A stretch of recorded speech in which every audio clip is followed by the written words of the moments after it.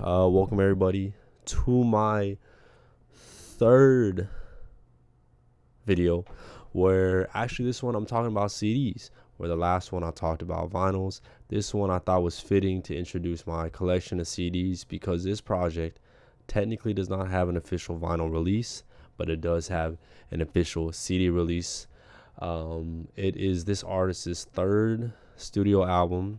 It's the third installment of a trilogy of school-themed albums, and it has probably the most iconic cover in hip-hop history, where he collaborated with Japanese artist Takashi Murakami,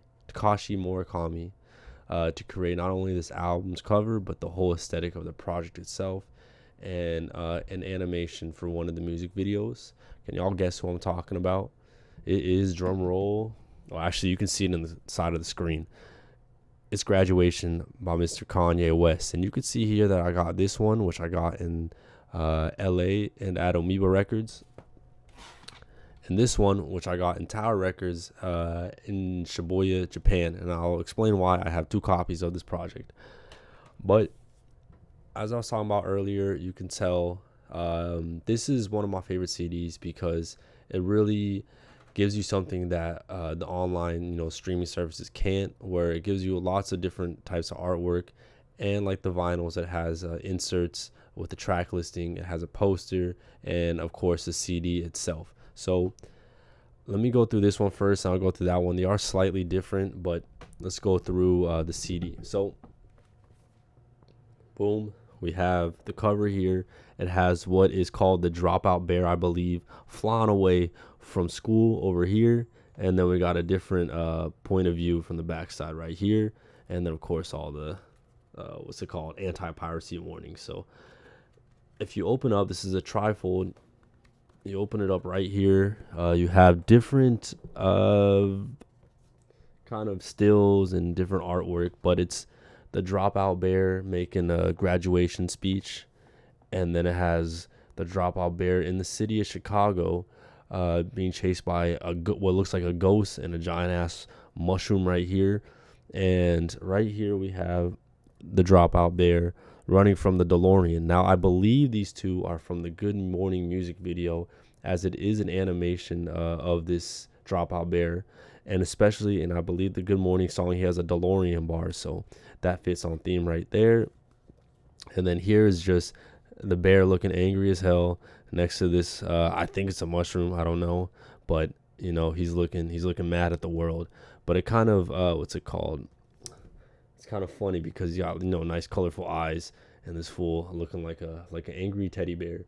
So there we go right there. And then we have Kanye West Graduation right here and Rockefeller. So what else does this CD come with? So unfortunately, I left the CD in my car, so I don't have the CD, but I'll put a photo right here. We have a CD review without the CD, and right here we have an insert. It says Kanye West, thank you. On the back, it has the total track listing of 13 tracks, which is for the US version, and the official version, I believe that's what you would call it.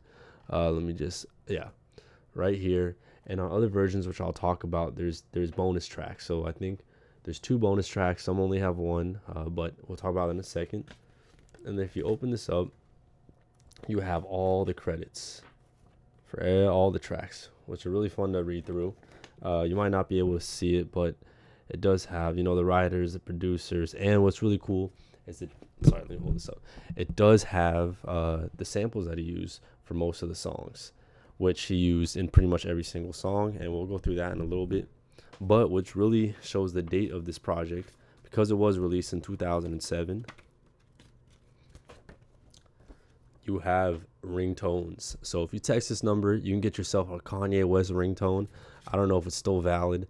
This was 5, 6, 7, 8, 18 years ago, but yeah. There we go. So you can take that, if you guys can read that, get yourself a Kanye ringtone. And that's basically what comes in here. Now if we move on to the Japanese, well, I should say the regular version that I got in a Japanese store right here. It's a hard shell case. I don't have the CD for this one either. I actually have no idea where this one went, but it looked just like the one from the other one. And we have this right here, where same artwork, just folds out a little differently. As you can see, same photos, same credits. And actually this one has one of the bonus tracks. And I had originally bought this because I was looking for the other bonus track, which is called Bittersweet Poetry, because that is the Japanese version release, and it was not on here. So when I bought it, I felt like a fool when I was listening to the project, and I could not find it. But this one actually does have one of them, which is Good Night. So let me put this away. We can go over the history of this album. This which was, in my opinion, really cool. How this album rolled out. Now, it was released in 2007. I technically was alive, but I was a child, so what I know is from the internet. So, if I make a few mistakes, don't get at me. But this project was released in 2007. It was released at the same time as 50 Cent's Curtis, which was also his third studio album, and they're releasing on the same day. So they had this whole marketing where it was Kanye versus 50 Cent, who's going to sell more. And at the time, Kanye was the underdog. 50 Cent had just released 2 huge albums, Get Rich or Die Trying, and I believe The Massacre. And at the end of this, it really was a shift in hip hop, because 50 Cent at that time, hip hop was all about, kind of gangster rap and shit like that, while Kanye's music was very the opposite. So that's what made this whole thing very interesting, a competition. And at the end, when it was finally over, Kanye did sell more than 50 Cent, and a lot of people say that's kind of the downfall of 50 Cent's reign in hip hop. Now, though I like both albums, I think what drew people to Kanye's project, besides it just being different from all the other music, is that it was a shift in his sound. While 50 Cent kind of showed that rappers were just making, the same hip hop album over and over and over again, Kanye shifted his sound from his other 2 previous projects, which consisted a lot of very chipmunk soul sampling. It consisted of a lot of features on the project, a bloated track list, and skits all over the album. This one had no skits. This project had, at the time, he wanted no rap features, but you'll see that 1 or 2 snuck in the project, but very minimal features. And what was cool about this production is that though he was still using soul sampling, he added more instruments on top of it, like synthesizers to go with it, because he wanted to create this very stadium sounding project. Because I believe he was inspired by going on tour with Coldplay. I think he says that in the song too. But he wanted to make something he could play in stadiums, something very big. And I'm not saying this as a bad thing, but this album, the sound is kind of dated, but it really encapsulates the mid 2000s in like a perfect album. And I think he does that with, like I said, the sound and the vocals and the production. So let's just go over the features real quick. The biggest one that really stands with this theme of kind of being in the 2000s is he has T-Pain on the song Stronger, which T-Pain at the time was probably the biggest artist. He dominated the charts. There was like this video of this hip hop award show where all the songs had T-Pain on it, and actually I think Stronger won for best song of the year. He has Lil Wayne on it, which Lil Wayne, this was his reign. He was dropping music like crazy, and it was all fire, just classic after classic after classic. So Lil Wayne brings his A game on this project as well. Mos Def is on Drunken Hot Girls, which I feel like he fits the aesthetic very well. Mos Def was, he's still popping, but he's more of a that was more of his time, and he brings his A game. And then probably my favorite feature on this whole thing is Dwele on Flashing Lights. He does the iconic hook. It sounds amazing, and it fits the aesthetic perfectly. And then not a vocal feature, but he has DJ Premier on Everything That I Am, which he does like scratches at the very end. You can hear it, and it just adds to that.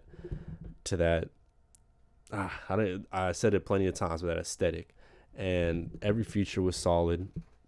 And lastly, which I actually find kind of interesting, because it was not on. Sorry, now I'm about to just put this away. Oh, here you go.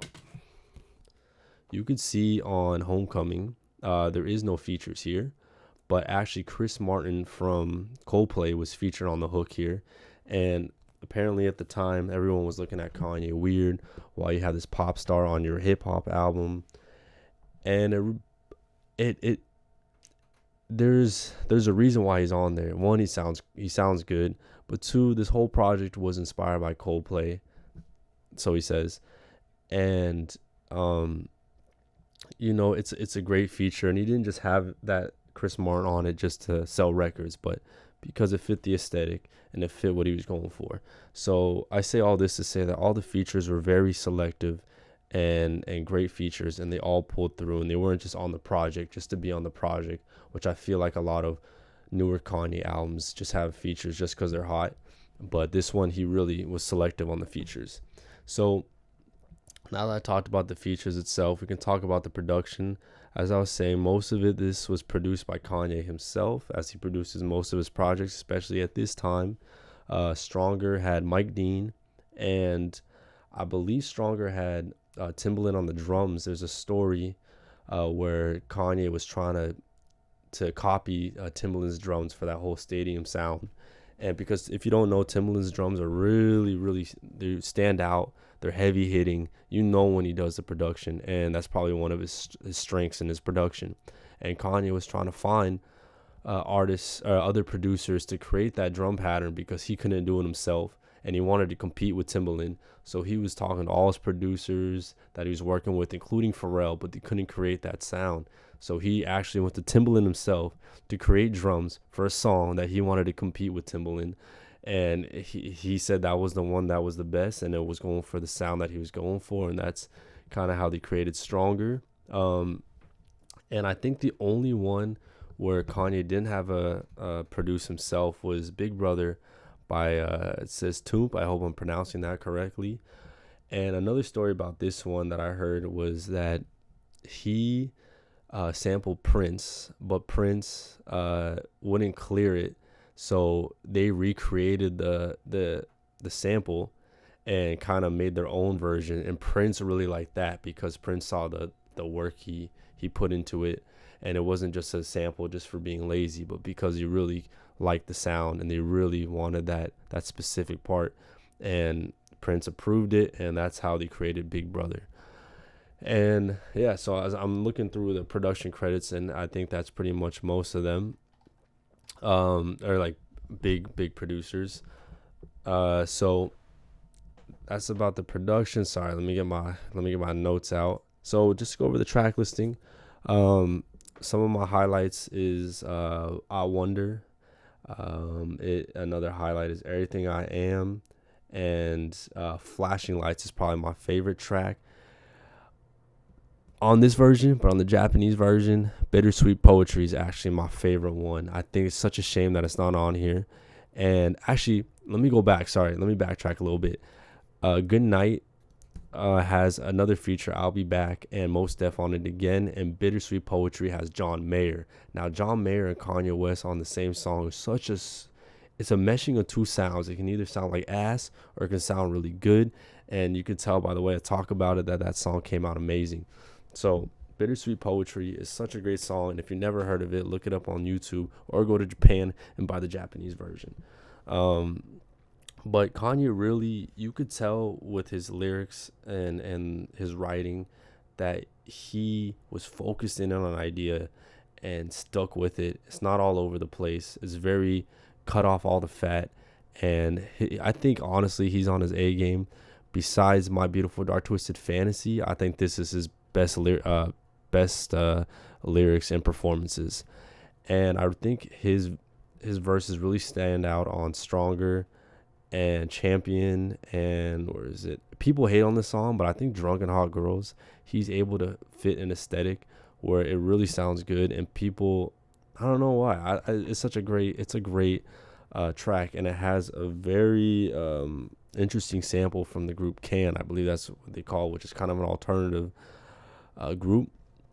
But one I think he really stands out, and people hate this song, is Barry Bonds. But I really like his verse on Barry Bonds. It's funny, it's goofy, it doesn't take it so serious, and with Lil Wayne paired in there, oh, it's good. But Big Brother also has, and Homecoming have great storytelling, the last two tracks. So I think Kanye really outperforms himself on this project as well. And I'm trying to think if there's any other things to note. I think I'm rambling. I'm about 15 minutes in this video. So I guess my takeaway is this project encapsulates time really well. It hits all the different types of emotions you can hit with songs, and it's a fantastic album, a classic, no skips, even on the bonus tracks. And I think y'all should check it out if you somehow haven't heard this project already. So I think that's it. Now that I got into my CDs, I have a lot more things to go through. I think the next one, I'm looking at it right now, but it's Joyce Rice's Overgrown. So that's just a little sneak peek of the next video if you made it to the end of this one. And yeah, I'll see y'all in the next one. Deuces.